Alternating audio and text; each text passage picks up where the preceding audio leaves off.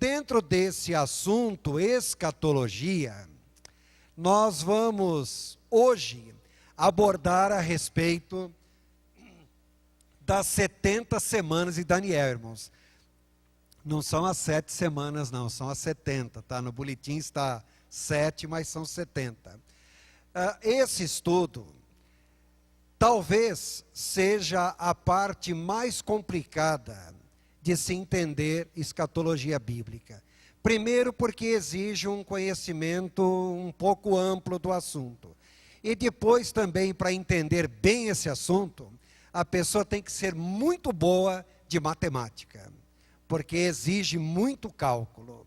Só que, obviamente, nós não vamos fazer os cálculos.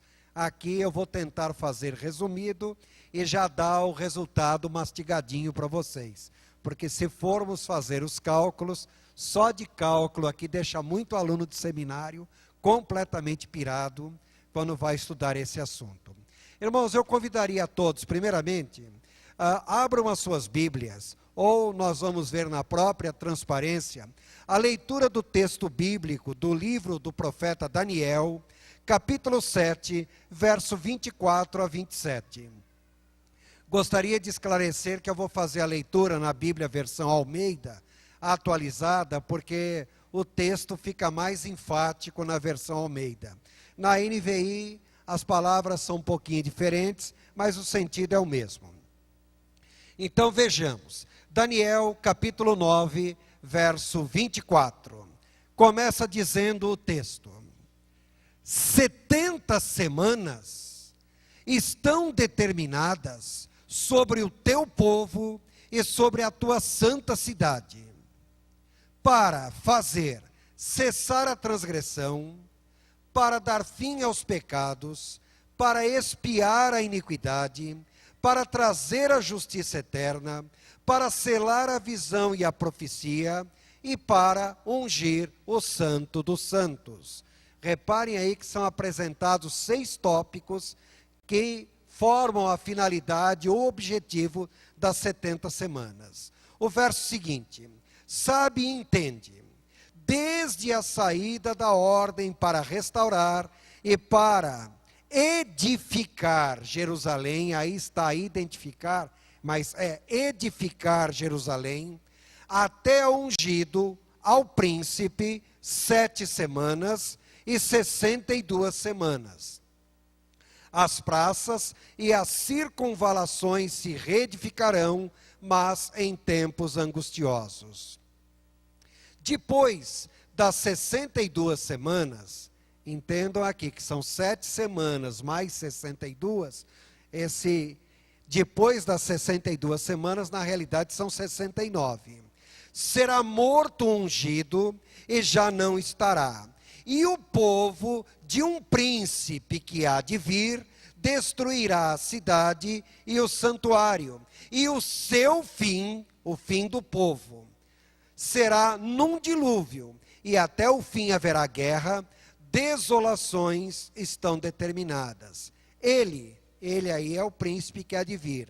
Fará aliança com muitos judeus, por 1 semana. E na metade da semana fará cessar o sacrifício e a oferta de manjares. Sobre a asa das abominações virá o assolador, até que a destruição que está determinada se derrame sobre ele. Daniel, capítulo 9, verso 24 a 27. Esse ara no fim aí é Almeida, revista e atualizada. É a versão da Bíblia que eu estou utilizando para esse texto. Irmãos, antes de nós entrarmos no assunto sobre as 70 semanas, deixa eu dar um esclarecimento que é extremamente importante, e esse esclarecimento já vai, na tentativa de esclarecer, colocar algumas dúvidas nas cabeças de vocês, e isso é necessário para o que nós venhamos a falar. Irmãos, a Bíblia não é um livro de doutrina, a Bíblia é um livro prático, que trata do relacionamento entre Deus e o seu povo, quer o povo de Israel no Antigo Testamento, quer a igreja no Novo Testamento. Ao longo dos séculos da história da igreja, conforme iam surgindo certos movimentos heréticos, que pregavam doutrinas extravagantes, doutrinas estrombólicas, coisas incoerentes, para responder a essas doutrinas que surgiam, os pais da igreja se reuniam, analisavam as doutrinas heréticas apresentadas, contrastavam isso com o texto bíblico e apresentavam um veredito final baseado no texto bíblico. Portanto, os pais da igreja, para responder a heresias, eles faziam as formulações doutrinárias ao longo dos séculos. Entendo que os pais da igreja primitiva não criavam doutrinas. Eles apenas faziam formulações em função dos problemas que foram surgindo ao longo da história da igreja. É assim que foi estabelecida a doutrina das Escrituras, doutrina de Deus, doutrina de Jesus Cristo, do Espírito Santo, anjos, homem, pecado, salvação e assim por diante. Por que eu estou falando isso? Porque na igreja primitiva, quando se falava a respeito da vinda de Jesus, todos criam que a vinda de Jesus seria por aqueles dias, por aqueles tempos. Eles não imaginavam algo no futuro 1000 anos, 2000 anos à frente. Eles esperavam a vinda de Jesus. Observem que eu não estou usando a expressão volta de Jesus. Eu estou usando a expressão vinda. Semana que vem eu explico. Por que falar vinda, segunda vinda, e não falar volta? Embora seja a mesma coisa, há uma diferença teológica muito grande aí. Mas esse é assunto para o futuro. Então, os pais da igreja primitiva esperavam a vinda de Jesus para aqueles dias. Só que o tempo foi passando e Jesus não vinha.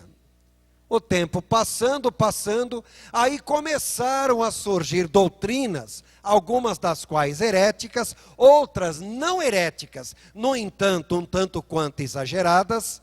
Um desses movimentos recebeu o nome de montanistas. Para quem conhece o que é a história da igreja, os montanistas são os precursores da igreja batista, para quem não sabe.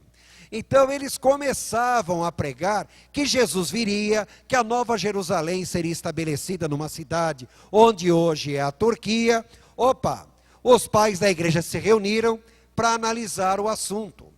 Mas eles esbarraram com tantas dificuldades teológicas, que a conclusão que eles chegaram sobre o assunto é que não chegaram a conclusão nenhuma. Em meados do século III da era cristã, surgiu um bispo de Alexandria no Egito, chamado Leônidas, depois o filho dele chamado Orígenes, e por não conhecer o assunto escatologia, e por não conseguir entender absolutamente nada sobre o assunto, eles começaram a pregar que o livro de Apocalipse é um livro meramente simbólico, não pode ser entendido literalmente, que Jesus não viria literalmente sobre a terra, mas viria apenas espiritualmente, e isso, ao invés de responder aos anseios da igreja na ocasião, acabou gerando uma confusão doutrinária tão grande que perdura até hoje. Para quem veio da igreja católica, veja que a igreja católica não ensina sobre a vinda de Jesus, não ensina sobre o arrebatamento da igreja, e para quem pensa que isso é doutrina católica, não é. Isso é doutrina de Leônidas e Orígenes, do meados do século III da era cristã. O fato é que a partir dessa ocasião, não se comentava mais nada sobre o assunto. Passaram-se os séculos, século III, IV, século X, XI, XII, chegamos ao século XVII. No século XVII, para quem estudou história geral, lembra que na Inglaterra houve uma revolta, chamada Revolta dos Puritanos, a revolta de Lord Cromwell, e eles assumiram o governo da Inglaterra em 1635. E nesta ocasião começaram a pregar que ao estabelecer um governo cristão na Inglaterra, aquilo era o cumprimento da escatologia bíblica. O governo dos cristãos na Inglaterra foi um governo tão ruim, que após 10 anos de governo, o povo inglês estava pedindo para que voltasse a um governo mundano, um governo secular. Olha, casamento de igreja com política nunca dá certo. O fato é que a partir daí, as pessoas começaram a se preocupar e entender um pouco mais o que era a escatologia bíblica. Mas mesmo assim, o assunto era muito difícil, as igrejas não abordavam, não tratavam desse assunto. E finalmente chegou o século XIX. Somente em 1832, um pastor inglês chamado Edward Irving começou a se dedicar com afinco ao estudo de escatologia bíblica. E ele teve um discípulo chamado John Nelson Darby, e John Nelson Darby foi o maior entendido do mundo em escatologia bíblica. Viveu do ano 1800 a 1880. E toda a escatologia bíblica que nós estudamos hoje é chamada de escatologia darbiana, de John Nelson Darby. Darby não criou a doutrina escatologia, mas ele foi o maior entendido bíblico sobre o assunto e conseguiu trazer à luz, trazer às claras o que vem a ser escatologia bíblica.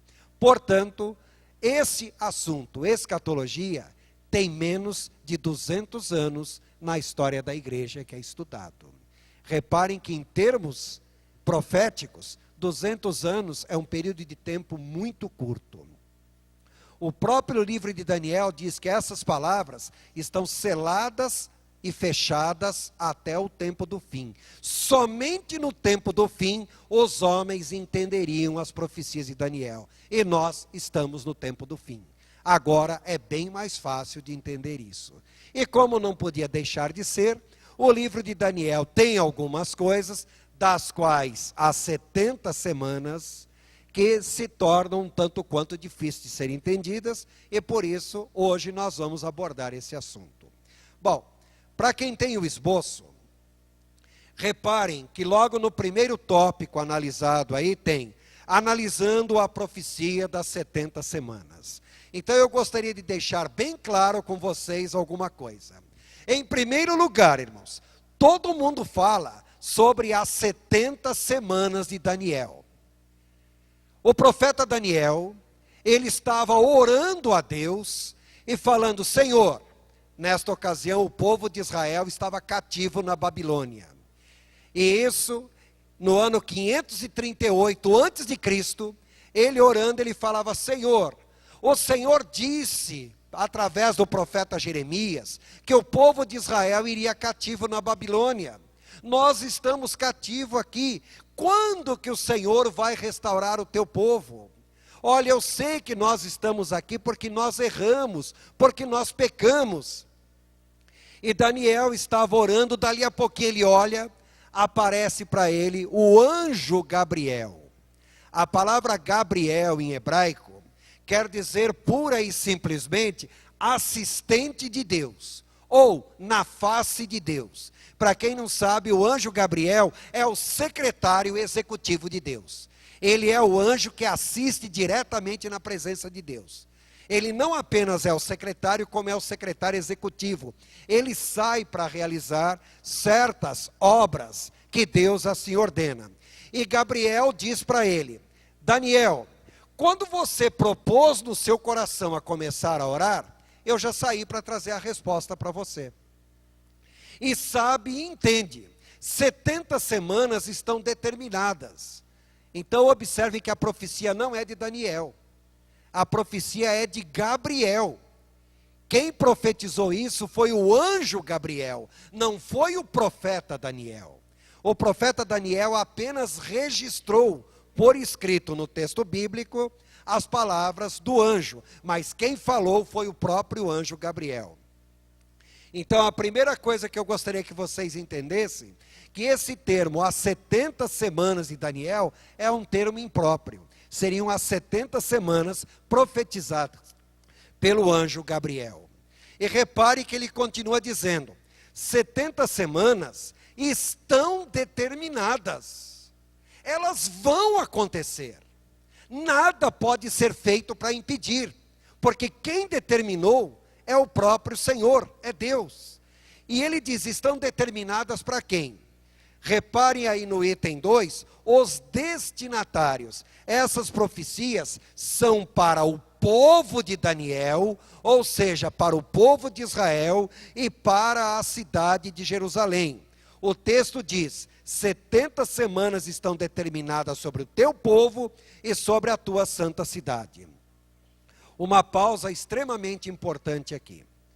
Existem algumas igrejas, irmãos, que quando falam a respeito da grande tribulação, diz que a igreja passará pela grande tribulação. Nós cremos que a igreja não passará pela grande tribulação, que a igreja será arrebatada antes. Por quê? Mais à frente nós vamos ver que o próprio Senhor Jesus identifica a última semana de Daniel como sendo a grande tribulação. Nós vamos ver depois em Mateus 24, que o próprio Senhor Jesus diz que a última semana é a grande tribulação. E ele diz, 70 semanas estão determinadas sobre o teu povo. Então essas profecias são para o povo de Daniel, ou seja, para o povo de Israel, para os israelitas. E estão determinadas também sobre a tua santa cidade, a cidade de Jerusalém. Portanto, essas profecias não são para nós, a igreja de Jesus Cristo. Amém, irmãos? Essas profecias falam a respeito de tribulação. A não ser que algum de vocês queira ficar aqui para a grande tribulação, aí a profecia é destinada a vocês. Mas se nós somos a igreja de Jesus, saibam que elas não são para nós. Então nós não passaremos por essa tribulação. Amém, irmãos? Terceiro ponto que eu gostaria que vocês reparassem. Diz aqui, para que essas 70 semanas? Para cessar a transgressão ou cessar o pecado. Para dar fim aos pecados e para expiar a iniquidade ou expiar o pecado. Explicando melhor, a finalidade dessas 70 semanas, irmãos, em primeiro lugar, é erradicar o pecado do mundo. O pecado, a natureza pecaminosa que nós temos. Então, primeira finalidade é acabar com a própria natureza pecaminosa do homem.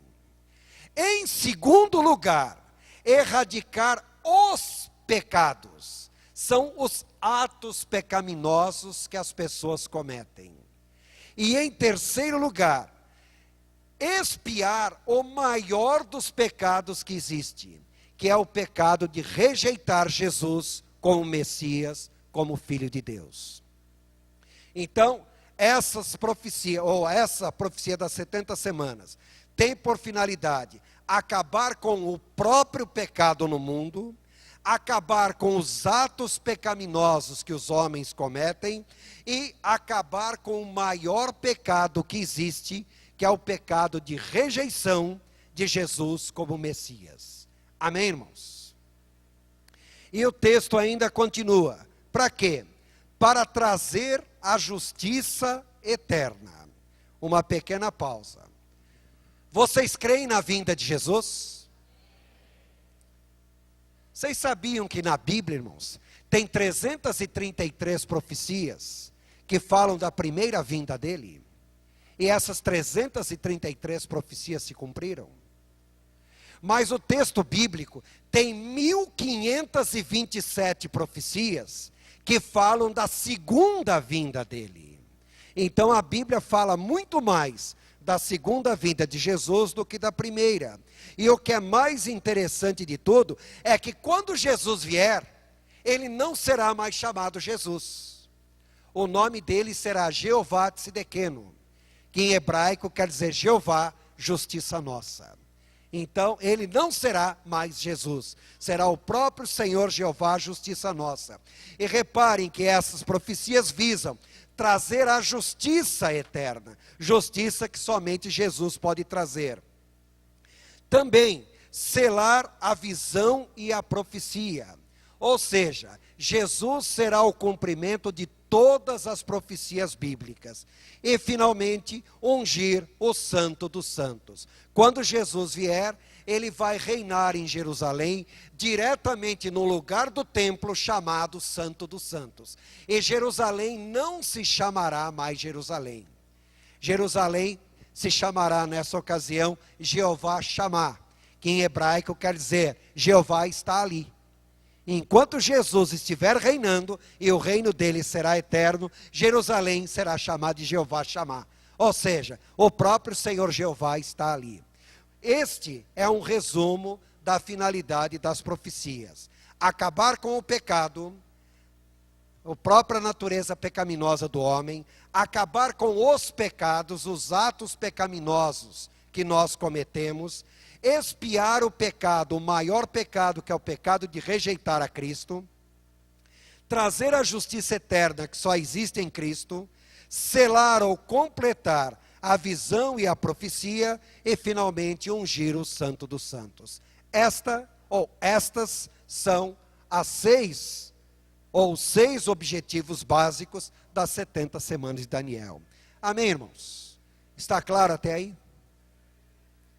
Podemos tentar começar? Bom, a primeira coisa que eu queria dizer para vocês, no item 4 aí do esboço. O texto bíblico não diz 70 semanas estão determinadas sobre o teu povo e sobre a tua santa cidade. O texto bíblico diz 70 Shebeim, 70 setes estão determinados. 70 setes, mas o número 7 é um numeral, é um adjetivo. Só que esse numeral, esse adjetivo, está sendo usado como substantivo. Mas usar o número 7 como substantivo, os tradutores da Bíblia não conseguiam entender quando fizeram essa tradução. Por isso que interpretaram setes como sendo semanas, e colocaram 70 semanas. Mas o texto bíblico não diz 70 semanas. O texto bíblico diz literalmente 70 setes. Estão determinados sobre o teu povo e sobre a tua santa cidade. Bom, 70 setes, se cada sete são 7, 70 setes são 490. Então, 490 o quê? Estão determinados sobre o teu povo. Em Levíticos capítulo 25, Moisés escreve, ele usando a mesma expressão, Shebeim, ele diz que são semanas de anos. Portanto, esses 70 setes são 490 anos que estão determinados sobre o povo de Israel e sobre a cidade de Jerusalém. Legal. Já sabemos que são 490 anos. Uma pequena pausa. O ano judeu não tem a mesma duração que o nosso ano. O nosso calendário chama-se calendário gregoriano. O ano judeu dura 360 dias. O nosso calendário, chamado calendário gregoriano, o ano dura 365 dias e um quarto. Para quem gosta de matemática, irmãos, e gosta de complicar, lembre-se que o ano, na realidade, não tem 365 dias e 6 horas. O ano tem 365 dias, 5 horas, 48 minutos, 36 segundos e 48 centésimos de segundo. Legal, né? Aí o que acontece? De cada 4 em 4 anos, acrescenta-se um dia a mais, que é o ano bissexto. Todo mundo sabe disso. As pessoas só não sabem por que é acrescentado no dia 29 de fevereiro. Por um motivo muito simples, irmãos. Que naquela ocasião, o ano começava em março e terminava em fevereiro. Era acrescentado um dia no último dia do ano. Quando Júlio César mudou o calendário para o ano começar em janeiro, já tinha o costume de acrescentar esse dia a mais no dia 29 de fevereiro. E continuou, só que não era mais o último dia do ano. Tá? Só que há um pequeno porém. Ao acrescentar um dia a mais de cada 4 em 4 anos, está se acrescentando alguns minutos impropriamente. Então, a cada 100 anos, no ano bissexto, de 100 em 100 anos, o nosso calendário não é ano bissexto. Então, o ano de século, 1700, 1800, 1900, eram múltiplos de 4, mas não eram anos bissextos. Somente o ano do século, de 400 em 400 anos, volta a ser bissexto. Então, o nosso calendário, irmãos, é um rolo para se entender. O nosso calendário só dá para ser consertado, irmãos, a cada 3.332 anos. O último conserto do nosso calendário foi feito no ano de 1582. No próximo conserto do calendário, eu quero crer que vocês não estarão aqui, tá, irmãos? Contem aí lá pelo ano 4.800 e tralalá, quando vai ser consertado o nosso calendário. Bom, como eu creio em arrebatamento e creio que nós viveremos eternamente, estaremos aqui, mas não humanamente falando. O que eu estou querendo dizer para vocês é que, como o ano judaico é diferente do nosso, esses 490 anos são 490 anos hebraicos. No nosso calendário não dá esse tempo. Só para vocês terem noção, cada 70 anos no calendário hebraico dá 69 anos no nosso calendário. Então, esses 490 anos no calendário hebraico, no nosso calendário dá 483 anos e alguns meses. Está claro? Por isso que quando as pessoas tentam fazer os cálculos,